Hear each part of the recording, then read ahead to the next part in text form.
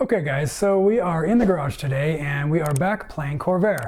And our goal today is to get us one step closer to getting my wife's beautiful 1964 4-speed Corvair that we affectionately call the Midnight Rider back on the road. Now, if you've been following along with the channel, you know that about a year and a half ago, I pulled the motor out of this car because it was smoking and it was spewing oil all over the place and had blown main seals, and it was just a mess. So I pulled the motor out and I tore it all down, every nut and bolt, and plan to do my first official engine build with it, which I still am working towards doing. It's taking me some time. I've never done anything like that before, but as you can see, I've got her parts beautifully sitting on the bench here, as they have been for a while.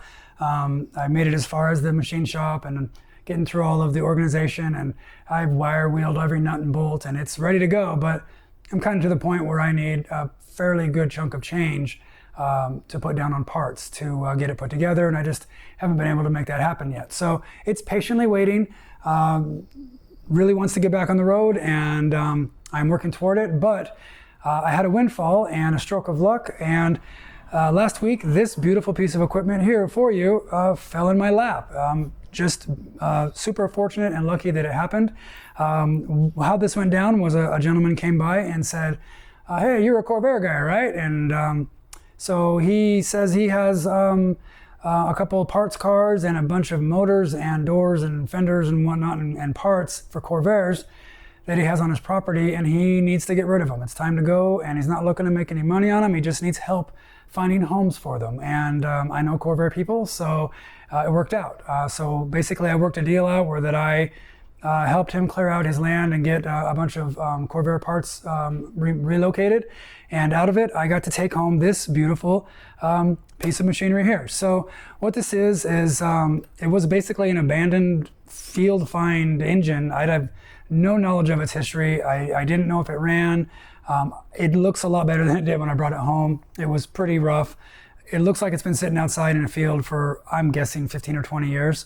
But I brought it home with the hopes of being able to revive it and get it converted over into a manual transmission with early model tins on it for my wife's car. And so that hopefully I could get this car up and running again and make it usable and have fun with it and enjoy it while I take my time doing a really cool first time engine build on my engine parts here. So that was the plan. It was a gamble. I brought it home, put in a hard day's work to attain it, but it's here and I have successfully gotten it running. So, you know, you might be thinking, Dave, you're not an engine scientist of any kind, and you're certainly not a mechanic. You know, what makes you think that you can bring home an abandoned engine and put it on a stand and revive it and make it run, and then later than that get it into a car that isn't even the right model year? So to that I have one very simple answer, and that would be YouTube. I watch a lot of YouTube, and I've watched hundreds and hundreds of car videos, and my favorite kind of content is watching revivals, classic car revival videos and will it run videos. And you know, I want to give a big shout out to those who blazed the path before me.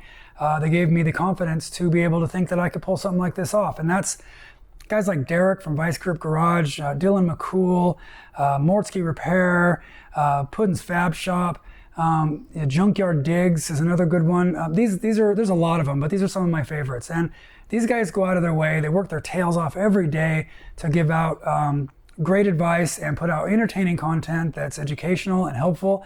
And honestly, without them, I don't know that I would have really known what to do with this, or that I would have known that I could revive this motor. So thanks a lot to them. And if you're not subscribed to them or haven't checked out their channels, go check them out. They do a great job, and they deserve a good watching. So anyway, all I did was follow the same directions that they give on all of their videos and all of their revivals. And so basically, in a nutshell, what I did was brought this thing home, put a ratchet on the main crank, got it to turn. It was a little froze up, but it wasn't bad.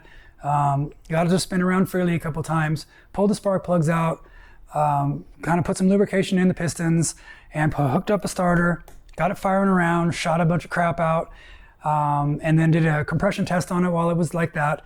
Got the compression all worked out.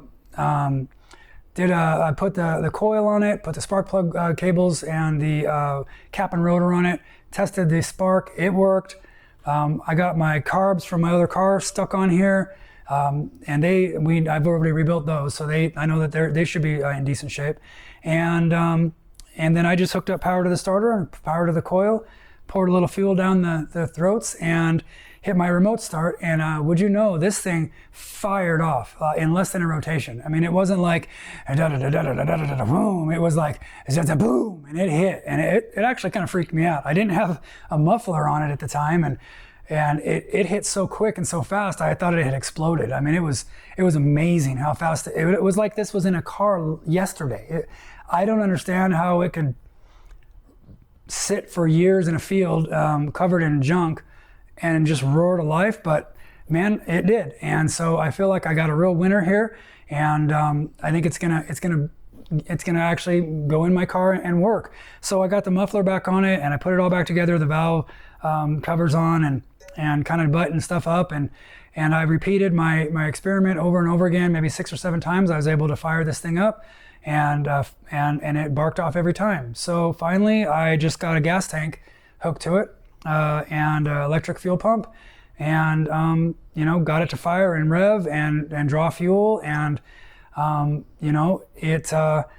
it works. It fires off and is good. So my plan, now that I know that it works, is to tear it down, just the accessories and the outside stuff, get the automatic transmission off, the transaxle off, and the bell housing off, and get all these late model tins off. They won't do me any good. And then get it all cleaned up, replace all of the exterior seals so I don't have leaks, and then start bringing all of the old car's tins and transaxles and clutch and accessories onto it, and get it ready for a transplant. It's going to go in there, and man, I think one day it's going to work. So stay tuned for that content, because I'm going to plan on bringing you guys along for the entire process. It's going to be a lot of fun. I'm going to learn a lot. And as always, I love hearing you guys in the comments. You guys are full of stories and stories about your old Corvairs and your experiences. And a lot of you give me great advice and pass the knowledge down. And I really appreciate that. And I think it's just great to be in a community like this that everybody shares knowledge. So thank you very much for that. And so I think what I want to do is I'll wheel this thing over to the garage door, and I'll get it all hooked up with all my gadgets and gizmos, and kind of show you what it takes to get this thing hooked up and dry fire it. So, and then hopefully after that, maybe make some noise for you. So anyway, let me get that fired up and we'll check it out.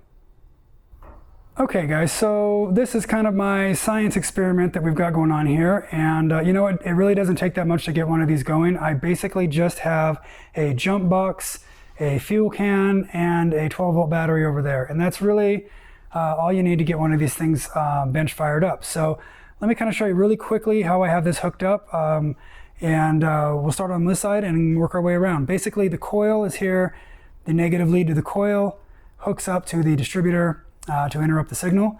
The positive lead on the coil is running down to my jump box to the positive cable on it. The other thing hooked into my positive cable is the lead going up to my fuel pump. And then the jump box itself is grounded on the ground side up underneath the shrouds onto a mounting bolt. Also, the fuel pump shares that clamp ground as well. So the fuel pump is power and ground, the coil is power and ground, and the jump box is grounded to the machine and has power that is switchable. And it's really slick because, much like a switch on a car or a key on a car, I turn this on and the fuel pump gets power and the coil gets power. So I just turn this on and you should be able to hear the fuel pump running. It's running, the coil's hot, that's good to go. That's the setup on that. And then as far as the fuel goes, real basic, I just have a fuel pump that is strapped to the side of the tank, and then I've got fuel line pulling out and going into the fuel fittings. I also have this tube here, which is an overflow tube, which runs over to the fuel fittings, and basically I have this as an overflow just in case the fuel pump overpowers the needle and seats on the carbs. Instead of it flooding out and getting all over the car and the floor and in the open fumes where there's electricity and stuff, it'll just come over here through the overflow and back into the tank. So just kind of a safety thing. And then finally, all that needs to happen here is from my 12-volt battery, I have a set of jumper cables, and you want nice thick cables so you can get a good strong set of current going to your starter to get it to turn. But the positive lead on the jumper cable is hooked to the main post on the solenoid, which gives it and the starter power. The negative cable coming from the battery is just being grounded out onto the bell housing to ground to the body. And then and all you need left is a switch, which I have this remote start. And I don't know if you can see this, but it is, one side of the switch is hooked to the main post and the other side is hooked to the S post on the solenoid. And then all I have to do is just take my remote start and hit it, and it should turn the starter. So super slick, super cool. That basically is all it takes to hook up to one of these things to get them to dry fire. So let me get you set up and we'll see if we can get this thing to make some noise. Okay, so I think we're about ready to give this thing a test run here. So let me turn on my ignition right here. Fuel pump is going. Got my starter switch and get the squirters going a little bit and see if we can do it. Here we go.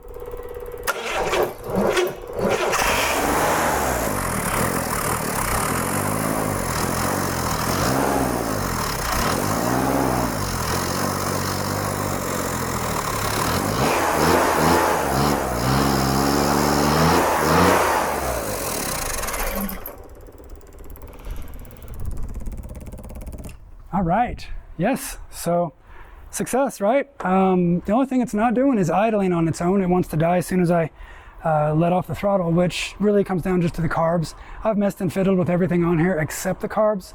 I'm pretty sure from them sitting for a while, they just have a jammed up idle circuit or an idle jet or something that's just not quite happy. That's nothing, that's an easy fix. But otherwise, every other thing on this motor is running like a champ. It revs, it starts, it fires up, it doesn't smoke, sounds good, it's not clanking and clatting around. I'm just super happy. So anyway, stay tuned for my future videos where I tear this thing down and get it ready for its transplant into its new home. So I think that's gonna do it for today. Please don't forget to comment, like, and subscribe. We'll see you on the next one.